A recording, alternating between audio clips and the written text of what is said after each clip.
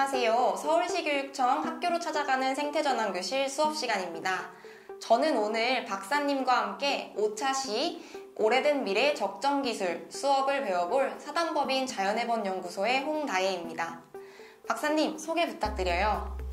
안녕하세요. 대한에너지기술연구소에서 적정기술을 연구하고 있는 강신호라고 합니다.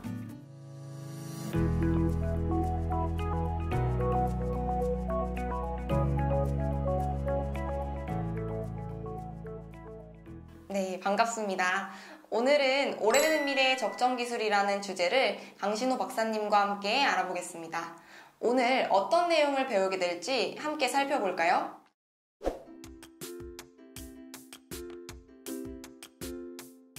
여러분, 이런 말을 들어보신 적이 있나요? 기술은 사람을 돕기 위해 만들어지는 것이므로 모두에게 자유롭게 쓰여야 한다 라는 말이 적절한 기술, 오늘의 주제인 적정기술을 잘 설명하는 말인 것 같아요. 네, 그렇군요, 박사님. 그러면 적정기술이 화면의 그림과는 어떤 관련이 있을까요? 화면의 그림은 사람들이 좀 더 편리한 삶을 영위하기 위해서 기술을 자꾸 더 나은 쪽으로 찾게 된다는 것을 보여주고 있어요. 예를 들면 여름에 더 시원하게 지내기 위해서는 에어컨을 써야 하는데 그러려면 전기가 있어야 하잖아요. 그러니 원자력 발전소나 석탄 화력 발전소들을 자꾸 지어야 하지요. 농부가 작물을 재배할 때 생산량을 높이기 위해서 유전자를 조작한 식물을 재배하고 있어요. 환경에도 좋지만 건강에도 도움이 되는 자전거를 점점 멀리하고 대신 많은 에너지를 쓰면서 오염물질을 배치로 하는 교통수단이 등장하는 것도 보이고 있습니다. 또 사람들은 편리함뿐만 아니라 갈수록 빠른 것을 요구하고 돼 있어요. 옛날엔 손으로 찻잎을 빻고 덮어서 만든 차를 마셨다면 요즘은 아예 자판기에서 일회용 플라스틱에 들어있는 음료수를 사서 마시잖아요. 이러는 과정 중에 에너지가 낭비되고 오염물질이 나오며 마지막에는 분해되지 않는 플라스틱 쓰레기만 남게 되지요. 사람들을 돕겠다고 만들어진 기술이 나중엔 오히려 지구의 자연환경을 망가뜨리고 인류의 생존마저도 위협하고 있다는 것을 알 수 있습니다. 우리는 좀 더 빨리 마시기 위해서 일회용품과 에너지를 사용하는 것을 크게 생각하지 않고 행동하죠. 자, 그러면 오늘의 주제 적정기술을 영상을 통해 좀 더 알아볼게요. 1955년 영국의 경제학자 에른스트 슈마허는 중간기술의 필요성을 언급했습니다.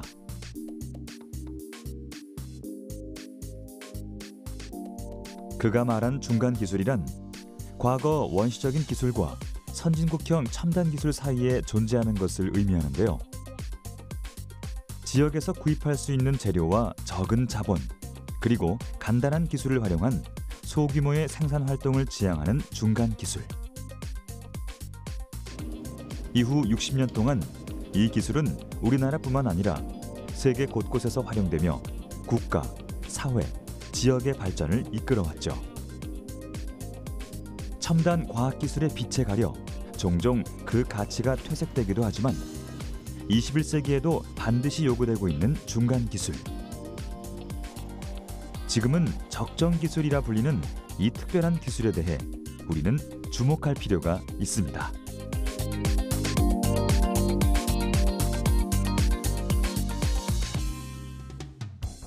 오염된 물을 안전하게 마실 수 있는 휴대용 정수빨대,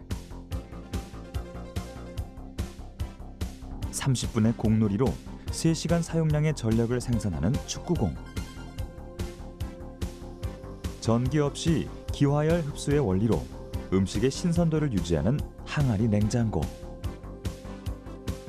이와 같은 물건들은 첨단 과학기술을 이용한 것이 아닙니다. 전기나 급수시설 등의 인프라가 미비하거나 생활 필수품을 구비할 수 없는 이들을 위해 적정기술이 나선 것이죠. 적정기술은 그 기술이 사용되는 사회의 정치적, 문화적, 환경적 조건을 고려해 해당 지역에서 지속적인 생산과 소비가 가능하도록 한 기술입니다. 시대와 상황, 지역에 따라 의미는 조금씩 바뀌지만 변하지 않는 건 적정기술이란 사람의 삶을 보다 향상시키기 위한 도구라는 것입니다. 나의 도움이 항상 필요하게 되면 그건 이제 그 지역이 이제 자립할 수는 없는 거잖아요. 그러니까 우리가 그거를 요새는 지속 가능성이라고 얘기하지 않습니까? 이제 영어로는 Sustainable Development라고 이제 얘기하는데, 그러면 내가 도와주는 건 좋지만 그 지역의 사람들이 자기의 힘으로 그런 기술을 받아들이고 발전시킬 수 있는 지속 가능성이 포함되어야지 진정한 의미에서 이제 적정 기술이라 할 수 있는 거겠죠. 서울시 녹번동에 위치한 대한에너지기술연구소.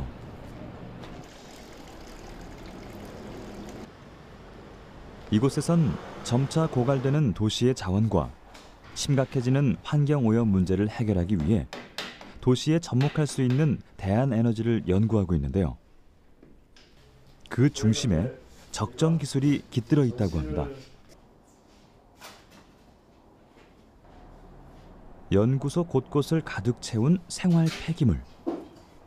우리 주변에서 흔하게 볼 수 있는 이 물건들이 전력을 대체할 수 있는 자가 발전기로 다시 태어난다고 하는데요.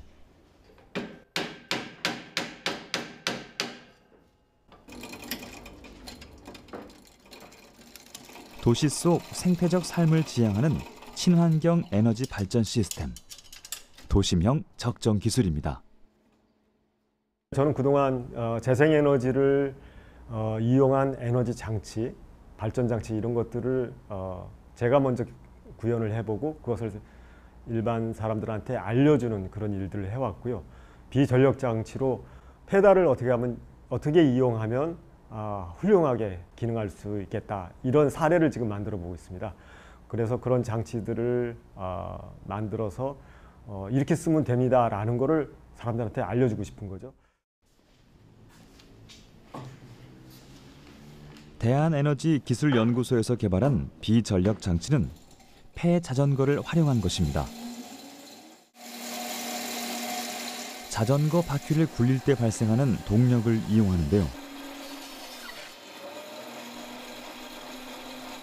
넓은 판자 가운데 톱이 장착된 이 장치는 비전력 페달 원형 톱으로 운동을 하듯 자전거 페달을 돌리기만 해도 전기톱과 다름없는 성능을 자랑합니다.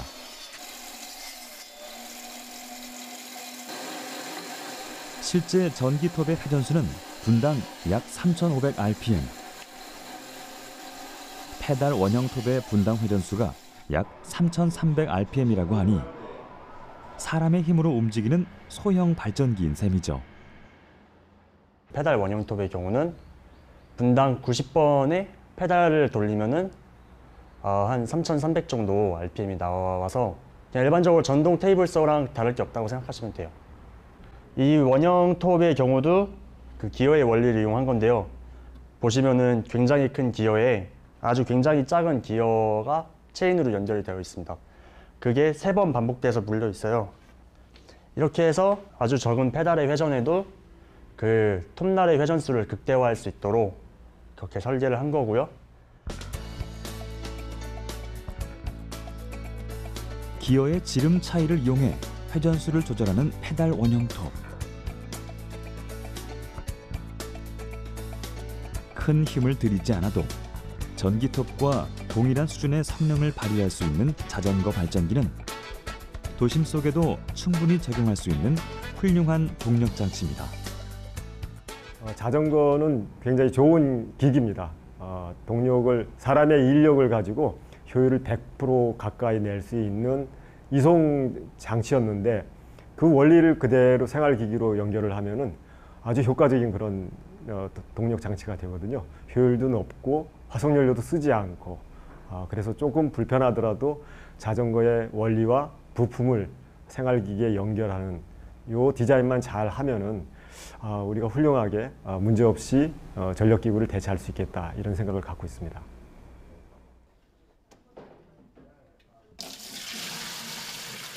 이번에 만나볼 적정 기술은 페달 세탁기입니다.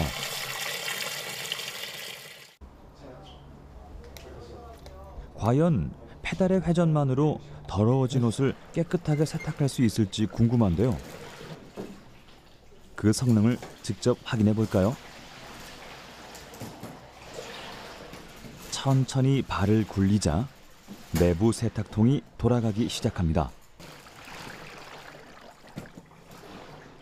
앞으로 한 번, 뒤로 한 번, 방향을 바꿔가며 페달을 밟는데요. 페달 세탁기는 자전거의 기어와 세탁기 로터의 축을 연결해 정회전과 역회전 두 가지 방향을 구현할 수 있습니다. 때문에 실제 세탁기와 같은 세탁 모드와 고속으로 물을 짜내는 탈수 모드 두 가지의 기능을 발휘할 수 있죠. 전기 없이 오로지 사람의 두 다리로만 말입니다. 일반인들이 보기엔 적정 기술은 농촌 사람한테만 맞는 거야. 아니면 그런 우리나라의 농촌과 같은 환경을 가진 그 개발도상국한테나 맞는 거야. 우리 도시 사람들한테는 맞지 않아. 이런 인식을 갖게 됐죠. 그래서 저는 적정 기술의 정신이나 가치를 본다면 농촌이고 도시고 구분할 게 없다. 이렇게 생각을 합니다.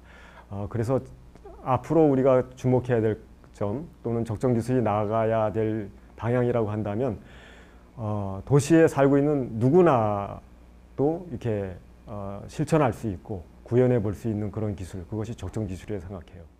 다혜 선생님, 이 영상을 보고 어떤 마음이 드셨나요? 네, 저는 평소에 생각해보지 못했던 적정 기술의 개념에 대해서 알 수 있었고 또 뭔가 희망을 주는 기술이라는 생각이 들었어요. 맞아요. 다혜 선생님이 말씀하신 것처럼 약 5분 동안 우리에게 작은 희망을 보여주는 것 같았죠? 그게 적정 기술의 힘인 것 같아요. 최신 기술은 아니더라도 사람들의 실제 삶을 나아지게 만들 수 있는 기술이 바로 적정 기술입니다. 적정 기술이라는 개념이 만들어질 당시엔 가난한 사람들을 위한 기술로 인식되어서 선진국에서 후진국을 도와주기 위한 원조로 쓰였던 게 사실입니다. 인류의 생존을 위태롭게 하는 기후변화의 원인이 인간의 지나친 화석연료 소비의 결과라는 것을 알게 되었습니다. 그래서 지금의 적정 기술은 단지 후진국만 적용되는 것이 아니라 선진국의 국민들도 재생에너지를 쓰거나 환경을 오염시키지 않는 기술과 제품을 찾는데 적정 기술을 쓰고 있습니다. 지나치게 첨단 기술에만 의존하다가 지구 환경을 위험에 빠뜨린 현대 문명을 반성하는 의미의 기술이기도 한 것이죠.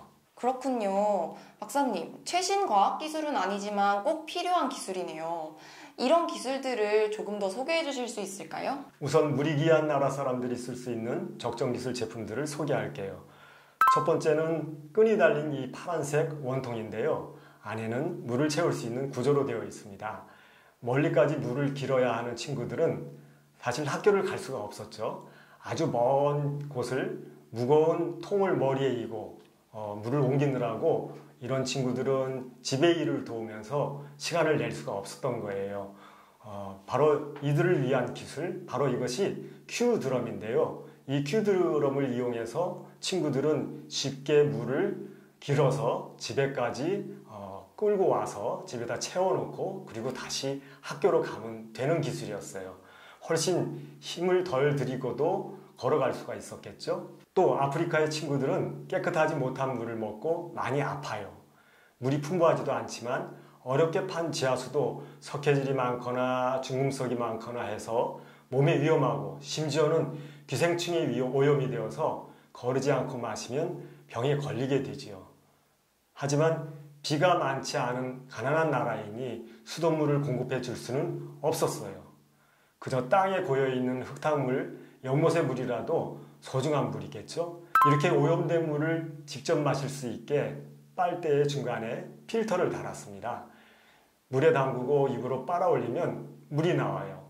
가끔씩은 거꾸로 불어서 필터에 걸린 이물질을 빼줘야 하기도 한답니다. 이 라이프 스트로 하나면 물을 깨끗하게 정수시켜주니까 정말 좋겠죠? 이건 좀 신기하게 생겼네요. 이건 태양열을 이용하는 건가요? 네, 태양열 조리기인데요. 태양열 조리기는 햇볕이 주는 에너지 중 열을 이용하는 장치예요. 적정 기술 이름 한번 들어본 친구들은 아마 쉽게 접해볼 수 있었던 그런 장치가 아닐까 싶군요. 태양열 조리기는 처음에 독일의 발명가인 볼프강 셰플러라는 사람이 좀 더 효율 높은 그런 조리기를 만들어서 세계에 보급하기 시작했어요. 이 볼프강 셰플러는 탐욕만 없다면 에너지는 누구나 사용할 수 있을 만큼 충분하다고 한 사람인데요. 셰플러 스스로 적정 기술의 가치를 실천하는 모습을 보여주었습니다. 화석연료를 사용하지 않고도 또 산림을 파괴하지 않고도 아주 청정한 자연 에너지로 지구를 구할 수 있는 장치가 바로 태양열 조리기입니다. 이건 바로 친환경 냉장고예요. 옛날 우리 조상들도 이것처럼 땅에 독을 묻고 천연 자연 냉장고를 사용했죠. 이름은 팟인팟 쿨러입니다. 이것 말고도 국내에는 로켓스토브라는 일종의 난로가 많이 소개되어 있어요. 적은 장작으로도 쉽게 물을 끓일 수 있는 에너지 효율이 높은 그런 난로입니다. 난로나 화덕 또는 구들에 이 원리를 적용할 수가 있습니다. 페달을 돌려서 전기 모터 대신 동력을 얻는 페달 기기들도 있고요. 바람이나 물의 힘을 이용하는 그런 장치들도 있습니다. 와, 이렇게나 많은 적정 기술이 있었군요. 박사님, 제가 만약에 적정 기술을 개발하면서 살아가고 싶다면 돈도 벌어야 되잖아요. 그런데 가난한 사람들을 대상으로 만드는 기술은 그럴 수 없을 것 같아서 조금 걱정이에요. 맞아요, 다혜 선생님. 적정 기술은 단점이 있어요. 내가 발명한 기술은 엄청 돈이 되지 않아요. 가난한 이들을 위해 노력한 기술인데도 이 기술을 물건으로 만들어줄 기업들이 사실 별로 관심들이 없거든요. 뭔가 좋은 방법이 없을까요? 그래서 준비했습니다. 적정 기술을 보다 널리 알릴 수 있는 방법 소개해 주시죠. 네, 박사님. 그래서 제가 조금 알아보았는데요. 세상에는 이런 착한 고민을 하고 있는 사람들이 저 말고도 많이 있었던 것 같아요. 제가 찾은 곳은 코페르니크라는 기업인데요. 코페르니크는 다양한 적정 기술들을 보급하는 플랫폼이에요. 세계 각지에서 적정 기술 제품이 적극 개발됨에도 불구하고 실제 보급 비율은 매우 낮은 수준에 머무르는 현실을 극복하기 위해서 창립자들은 개발된 적정 기술과 그것을 필요로 하는 사람들을 연결하는 코페르니크를 설립했어요. 코페르니크는 초창기에 주로 개인이나 기업의 후원을 받아서 무료로 제품을 보급하기도 했는데요. 최근에는 적절한 가격을 받고 솔루션을 거래할 수 있는 방식으로 변화해가고 있습니다. 다혜 선생님, 정말 좋은 예네요. 저도 다른 한 가지 방법을 소개할게요. 비전 스프링이라는 기업이에요. 비전 스프링은 개발도상국의 저소득층을 대상으로 4달러짜리 저가 안경을 판매하고 있어요. 그런데 여기서 주목할 점은 저가의 안경을 개발하는 것도 어려운 일이지만 안경의 유통 또한 문제가 있었어요. 물품 배달 트럭이 달릴 수 있는 도로도 별로 없었을 뿐만 아니라 뿔뿔이 흩어진 고객들에게 물품을 판매하기란 굉장히 어려운 일이거든요. 그래서 비전 스프링은 비전 앙트로프로너라는 판매원을 모집해 간단한 시력 검사를 할 수 있는 교육과 훈련을 제공하고 마을을 돌아다니며 시력 검사와 판매를 할 수 있도록 하는 방법을 생각해냈어요. 이후 비전 스프링은 2001년 설립 이후 지금까지 100만 개의 안경을 보급했고 9,000여 명의 비전 스프링 앙트로프러너를 배출했답니다. 박사님, 제 걱정이 별게 아니었던 것 같아요. 저보다 앞서서 이런 고민을 하고 또 적정 기술을 보급할 수 있는 플랫폼까지 이미 만든 사람들이 있었네요. 다혜 선생님 같은 분들이 안심하고 적정 기술을 만들 수 있도록 비전 스프링과 코페르니크 같은 기업들도 함께 적정 기술을 널리 퍼뜨리는 데 힘쓰고 있답니다. 박사님, 벌써 퀴즈 시간이에요. 그렇군요. 여러분 함께 풀어볼까요? 1번. 적정 기술은 에너지 기반 시설 없이도 쉽게 많은 사람들이 사용할 수 있다. 정답은 5죠. 에너지 기반 시설이 무엇을 의미할까요? 대량 생산을 위한 설비나 에너지를 크게 쓰지 않고 주변의 동료나 이웃들과 함께 만들 수 있다는 뜻으로 해석하면 될까요? 2번 문제입니다. 적정 기술은 현지에서 구할 수 없는 재료라도 친환경적이라면 사용 가능하다. 정답은 X입니다. 현지에서 구할 수 없는 재료를 이용하기 위해선 누군가 만든 것을 사서 운반해 와야 하고 이런 일들이 반복되다 보면 대량 생산 시설에 의존하게 되면서 오염물질을 남기게 되지요. 적정 기술의 원칙 중 하나가 지역에서 쉽게 구할 수 있는 재료를 이용하는 것입니다. 3번. 적정 기술의 사용자는 대부분 선진국 국민이다. 정답은 X죠? 적정 기술은 기술이 지나치게 발달한 것을 경계하고 또 가난한 사람들의 기술 수준을 끌어올리는 대신 잘 사는 나라의 기술은 조금 눈높이를 낮추자는 취지입니다. 그렇게 하면 기술의 혜택으로부터 소외받는 사람을 줄이고 골고루 잘 살 수 있다는 것입니다. 후진국 사람들에게도 적정 기술이 쓰이지만 선진국 사람들도 지나치게 첨단 기술에 의존하느라 자연환경을 오염시키고 또 기후변화를 초래한 것을 반성하기 위해 적정 기술을 찾아 실천하고 있습니다. 4번. 적정 기술은 신재생 에너지원을 활용하거나 화석연료의 사용을 줄여준다는 점에서 친환경적이다. 정답은 O입니다. 맞는 말이죠. 환경과 생태계에 주는 오염물질을 줄이자는 것이 적정 기술의 목표예요. 재생에너지를 이용하는 것은 적정 기술에 있어서 아주 중요한 일입니다. 네, 다들 오늘 문제를 잘 풀어보았나요? 이제 오늘 수업을 마칠 시간이네요. 오늘 강신호 박사님과 함께한 적정기술 수업 정말 신기하고 재미있는 내용들이 많았는데요. 모두들 재밌었나요? 다음 시간에는 6차시 1인 발전 시대가 열린다 에너지 전환 수업을 배워볼 예정입니다. 다음 시간에도 더 재미있고 의미 있는 내용으로 다시 만나요. 안녕. 안녕.